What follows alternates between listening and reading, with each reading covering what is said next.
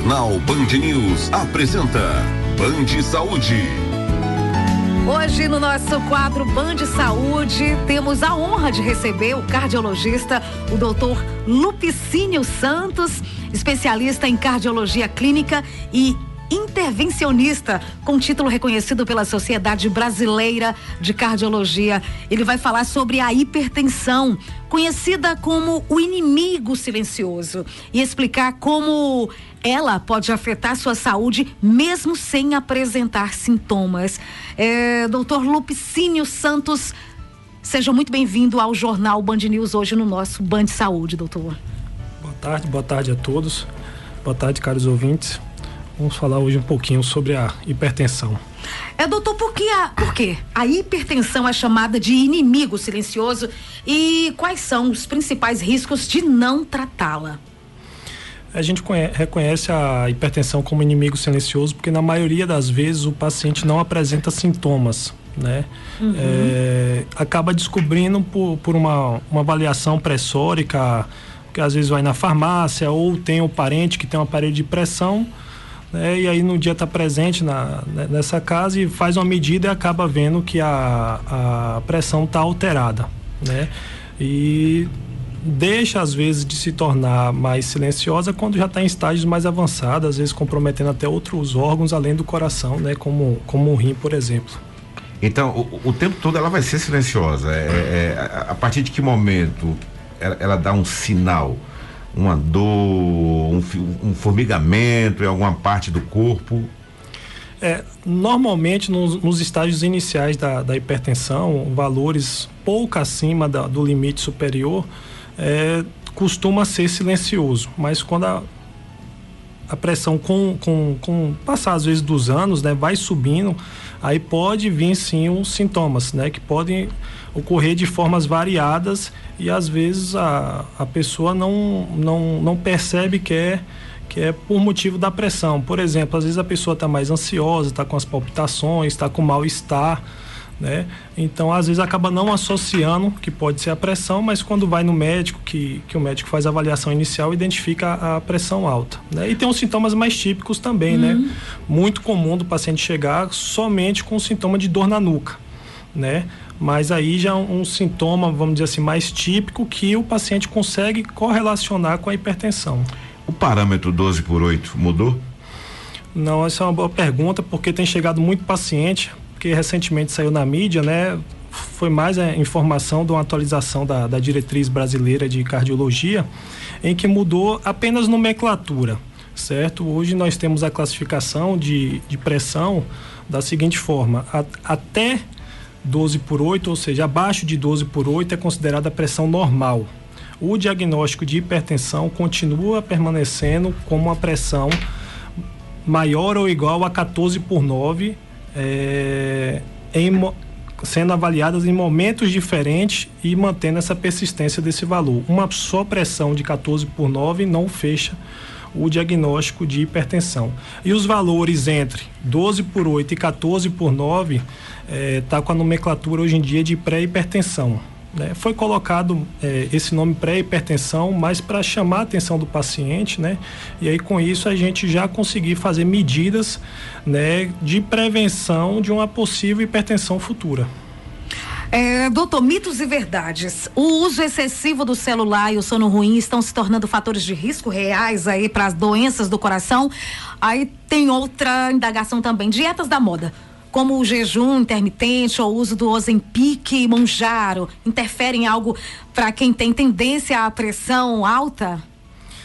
Vamos lá, a questão do celular diretamente não tem relação com a hipertensão, mas o que a gente sabe com o uso do celular hoje em dia tornou-se um vício, né? E com isso tem aumentado os casos de sedentarismo. Nossa, sedentarismo, obesidade, que são causas para hipertensão, certo? A questão do sono ruim, né, que aí pode ser multifatorial, também é uma questão que leva sim à hipertensão, e a gente hoje em dia tem que ficar bastante preocupado com os casos de apneia do sono, né?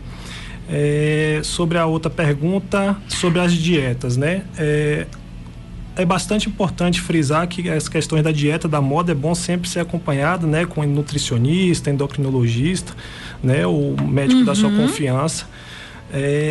Mas uma dieta de uma maneira geral ajuda sim a prevenir hipertensão, porque você vai ter uma redução do peso, né? A obesidade é um fator de risco para desenvolvimento da hipertensão. Então, com a redução do peso, você vai diminuir a chance de se tornar hipertenso ou às vezes até reverter uma hipertensão. Doutor, estamos conversando com o cardiologista, doutor Lupicínio Santos. Recentemente eu li um artigo dizendo o seguinte: o cidadão acorda, pega a sua bicicleta ou vai fazer a sua caminhada. A bicicleta, ele roda 30 quilômetros, volta para casa, bota a bicicleta na garagem, vai trabalhar e passa o dia todo sentado. Ou, da mesma forma, a pessoa que vai caminhar ou correr, aí chega em casa, toma seu banho, se veste, vai trabalhar e fica o dia todo sentado. Ele continua sedentário? Para a gente considerar o praticante, né, de atividade física, né, ou seja, o não sedentário, nós temos que ter pelo menos aí 150 minutos de atividade física semanal. Né, que aí pode ser dividido aí durante pelo menos aí 3 dias na semana. É importante. Agora, aquela pessoa que pratica somente uma vez por semana, a gente não continua considerando um sedentário. Continua no sedentarismo. E, doutor, é possível prevenir a hipertensão apenas com mudança no estilo de vida, sem o uso de medicamentos? É possível isso? Sim, é possível, principalmente quando a gente identifica as causas modificáveis, né? Por exemplo, paciente que tem dor crônica, né? Ele vai desencadear uma hipertensão como consequência do problema da dor, né? Então, se a gente resolver o fator causal, né, tende a se resolver a hipertensão.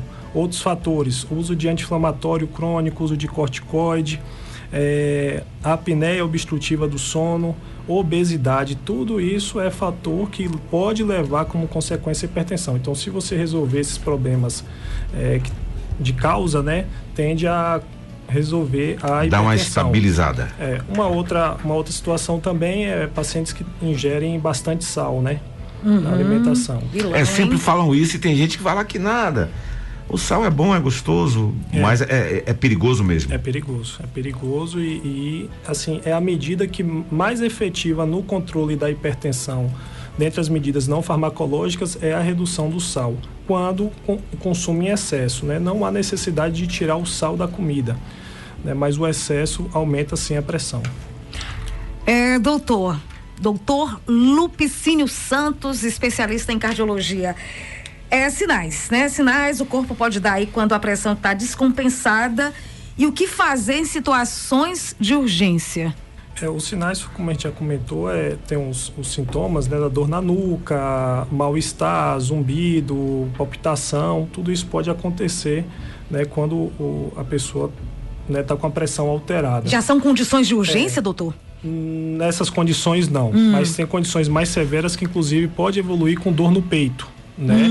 São quadros aí que a gente pode chamar de crise hipertensiva. Nessas situações vale a pena o atendimento de urgência em pronto-socorros, né, para fazer um controle pressórico de imediato e após resolver ambulatorialmente, né, no consultório do cardiologista. Doutor Lupicínio, eu vou ao consultório, o médico me receita lá um medicamento para controle de pressão. E aí eu tenho que definir um horário, isso tem que ser religioso todos os dias, 8 horas da manhã, ou isso pode avançar para tarde, para noite? Muda alguma coisa? A orientação é sempre o paciente tentar manter o mesmo horário todos os dias da medicação. É claro que não vai ser exatamente, né, pode ter uma variação. Mas lembrando que se o paciente toma a medicação todo dia pela manhã e esquece, fazer uso assim que se recordar da medicação. Não vai fazer mal, né? Não. Ele só perdeu o horário, mas o ideal é tomar no horário. No horário prescrito. Passar meia hora, 1 hora, 2 horas, mas problema. Tomar. Isso. Sheila Lima.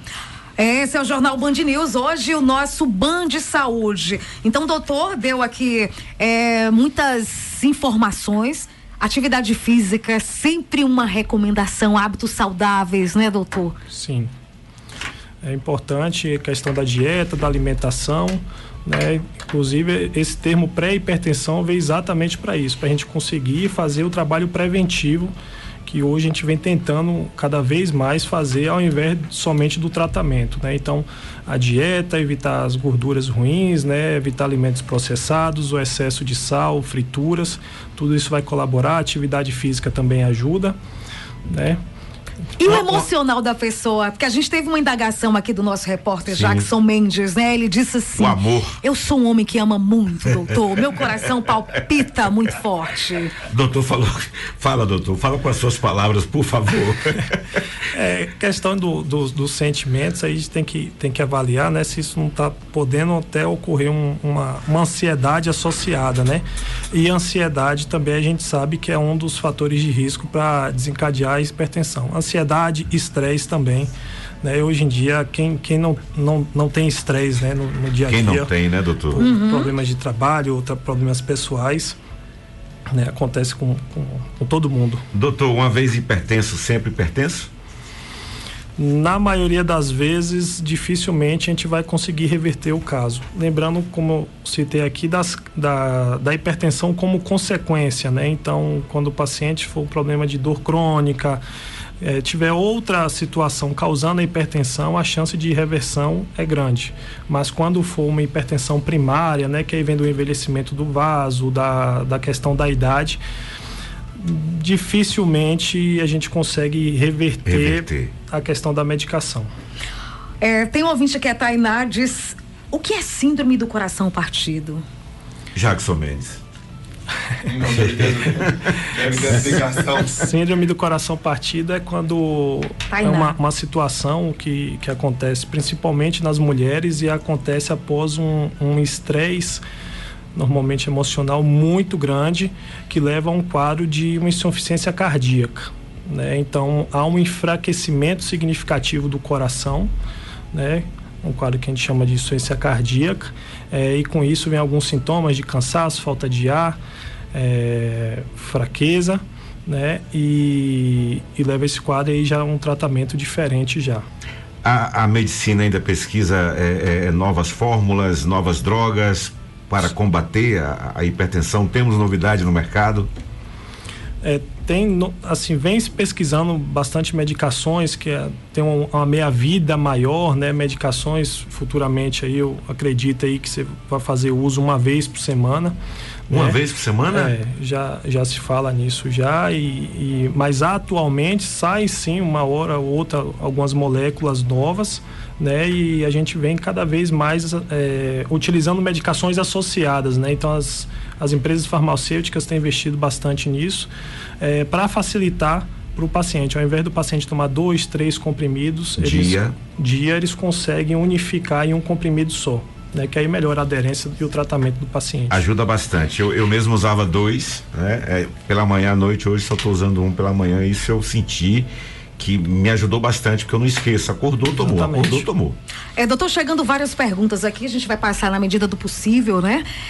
Mas a gente também chama atenção que você pode seguir as redes sociais do doutor, ou então entrar em contato na Clínica Qualium, medicina especializada, tá? Atendimento particular e também convênio Unimed para a especialidade de cardiologia. Doutor, o Jeová tá lá no Jardim Valéria, já tá preocupado, ele tem 37 anos. Aí ele... coração partido também? Não, o que ele diz aqui: boa tarde, pergunta, doutor, sempre tive pressão 12/8, devo me preocupar? O doutor falou isso um pouco antes, mas ele disse que agora foi pra 11, passei mal, doutor. É Jeová do Jardim Valéria, 37 anos.